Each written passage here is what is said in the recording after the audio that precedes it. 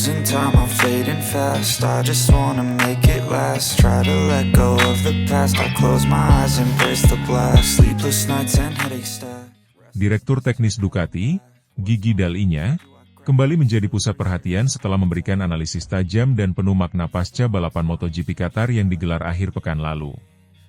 Dalam pernyataannya, insinyur kawakan asal Italia itu secara terbuka memuji performa luar biasa Marc Marquez yang membesut Desmosedici GP24 Hybrid, sembari menyentil keluhan sang juara bertahan Francesco Bagnaia terhadap motor GP24 Hybrid yang dinilainya belum optimal. Akhir pekan yang spesial untuk motor dan pembalap kami, buka Dall'Igna dalam wawancaranya. Marc menunjukkan sesuatu yang luar biasa, levelnya seperti tidak ada tandingannya sepanjang akhir pekan. Kami melihat sebuah performa yang tidak hanya cepat, tapi juga penuh kendali dan presisi, tambahnya. Balapan di sirkuit Lusail, Qatar, memang menjadi panggung sempurna bagi Marc Marquez, yang baru memulai debut musim penuh bersama tim pabrikan Ducati Corse. Mengendarai prototipe terbaru Desmosedici GP24 Hybrid, Marquez tampil konsisten sejak sesi latihan hingga balapan utama. Keberhasilannya mengungguli para rival, termasuk para pembalap pabrikan, menjadi sorotan besar dalam dunia MotoGP. Dall'Igna tidak ragu menempatkan Marquez sebagai pembalap paling bersinar akhir pekan lalu. Dia membaca motor ini seperti buku terbuka. Adaptasinya terhadap GP24 Hybrid bahkan lebih cepat dari ekspektasi kami. Dia tahu kapan harus menyerang, kapan harus sabar.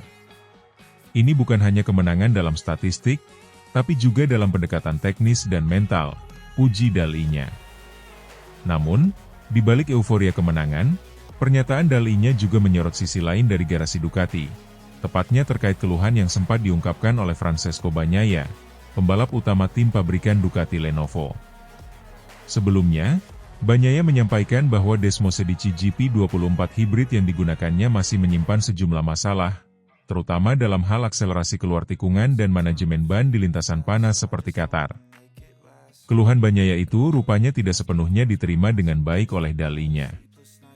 Saya rasa penting untuk tetap fokus dan percaya pada potensi paket yang dimiliki. GP24 adalah hasil pengembangan berkelanjutan yang berdasarkan pada masukan para pembalap, termasuk Bagnaia sendiri. Jika ada kesulitan, kami selalu terbuka untuk berdiskusi secara internal, ujar Dall'Igna, dengan nada yang terdengar agak tajam. Lebih lanjut, Dall'Igna menyebut bahwa membandingkan performa GP24 Marc Marquez dan Bagnaia secara langsung belum tentu adil, apalagi jika digunakan untuk mengkritik secara terbuka. Marc membuktikan bahwa motor baru bekerja dengan sangat baik. Tapi perlu diingat, Bagnaia juga berada di posisi kompetitif dan hanya terpaut sedikit dari podium. Masalahnya mungkin bukan pada motor, tapi pada pendekatan balapan. Kita tidak bisa menyalahkan alat ketika hasil tidak sesuai harapan, tegasnya. Ducati sendiri memang tampil dominan dalam balapan Qatar.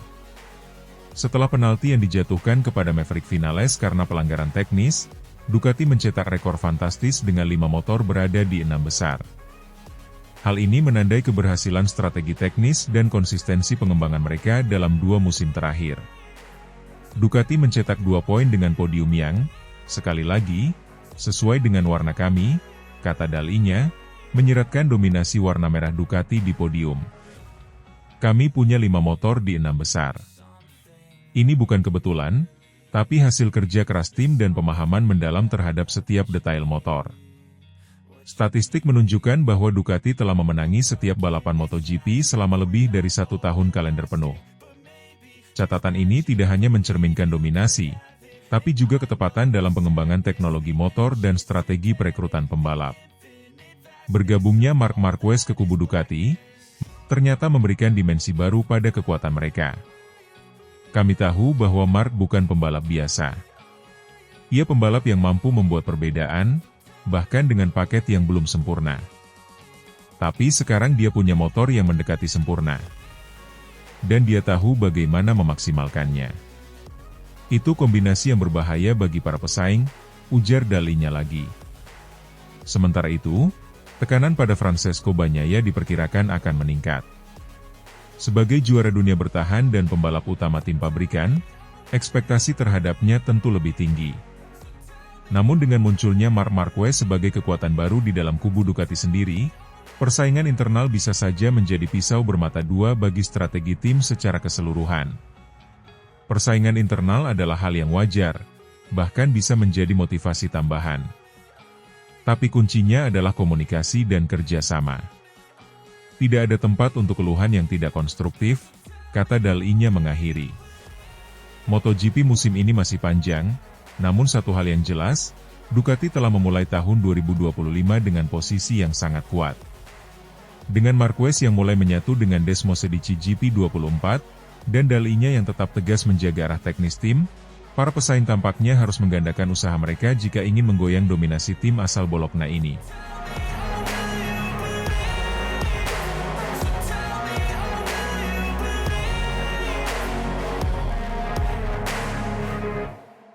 Dunia MotoGP kembali diguncang oleh drama pasca balapan.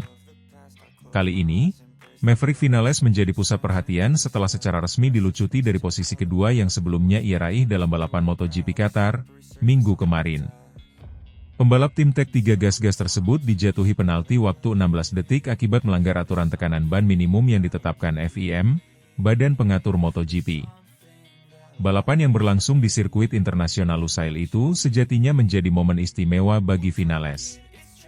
Start dari posisi ke-6 di grid, pembalap asal Spanyol ini menunjukkan performa luar biasa dengan melesat ke depan dan bahkan sempat mengambil alih pimpinan balapan dari Marc Marquez. Aksi agresif namun terkontrol Vinales membuat para penonton terpukau, dan banyak yang mengira ia akan menjadi pahlawan KTM dengan mempersembahkan podium pertama bagi tim Tech 3 musim ini. Tak lama setelah bendera finish dikibarkan, pengurus FIM mengumumkan bahwa Vinales sedang dalam penyelidikan terkait dugaan pelanggaran teknis, lebih tepatnya, tekanan ban yang berada di bawah batas minimum selama balapan. Setelah dilakukan verifikasi data teknis dari sensor ban, ditemukan bahwa tekanan ban depan motor RC16 milik Vinales berada di bawah ambang minimum yang disyaratkan selama lebih dari 60% dari total putaran lomba. FIM bertindak cepat dan tegas. Dalam pernyataan resminya, badan tersebut menyatakan bahwa Vinales gagal mematuhi regulasi tekanan ban yang telah diatur secara ketat demi alasan keselamatan dan kesetaraan kompetitif. Sebagai konsekuensinya, ia dijatuhi penalti waktu tambahan selama 16 detik. Akibat penalti ini, Vinales terlempar dari posisi kedua dan finish di posisi ke-15. Hasil ini menjadi pukulan telak, bukan hanya bagi sang pembalap, tetapi juga bagi tim Tech 3 dan KTM secara keseluruhan, yang tadinya sudah bersiap merayakan podium perdananya musim ini. Sanksi ini juga menyebabkan perubahan susunan akhir klasemen balapan. Posisi kedua kini resmi dipegang oleh Francesco Bagnaia dari tim Ducati Lenovo, sementara Franco Morbidelli naik ke posisi ketiga dan berhak atas podium, setelah sebelumnya finish keempat. Ducati pun menikmati hasil yang luar biasa, menempatkan dua pembalapnya di podium utama, dengan Marc Marquez sebagai pemenang dan Bagnaia di posisi runner-up. Penalti tekanan ban bukan hal baru di MotoGP, namun kasus ini memunculkan pertanyaan besar mengenai strategi tekanan ban yang dipilih tim Tech 3. Dalam kondisi balapan di Qatar yang dikenal memiliki suhu tinggi dan angin padang pasir yang mengganggu, tim-tim biasanya membuat pengaturan tekanan ban yang sangat spesifik. Para insinyur berusaha keras menyeimbangkan antara cengkeraman optimal dan kepatuhan terhadap regulasi tekanan minimum. Dalam kasus Vinales, tekanan ban yang terlalu rendah diyakini terjadi karena ia memimpin balapan selama 5 putaran awal, yang berarti ia tidak mendapat udara kotor dari motor di depannya, faktor yang bisa menaikkan temperatur dan tekanan ban secara alami. Tim Tech 3 kemungkinan besar memperkirakan bahwa Vinales akan menghabiskan sebagian besar balapan di belakang motor lain, sehingga menyesuaikan tekanan awal lebih rendah dengan harapan akan meningkat seiring waktu. Namun, ketika Vinales justru melesat ke depan dan memimpin, tekanan ban depannya tidak naik sebagaimana diperkirakan, menyebabkan pelanggaran terhadap batas minimal. Menanggapi kemungkinan penalti sebelum keputusan final diumumkan, Vinales mengaku tidak terlalu memikirkan hal tersebut. Saya hanya melihat ke depan, saya tidak punya waktu. Saya tidak peduli apa yang terjadi dengan penalti, karena kami menempati posisi kedua, ujar Vinales usai balapan. Pernyataan ini memperlihatkan betapa fokusnya sang pembalap pada performa di lintasan, meskipun pada akhirnya kenyataan pahit datang menghampiri.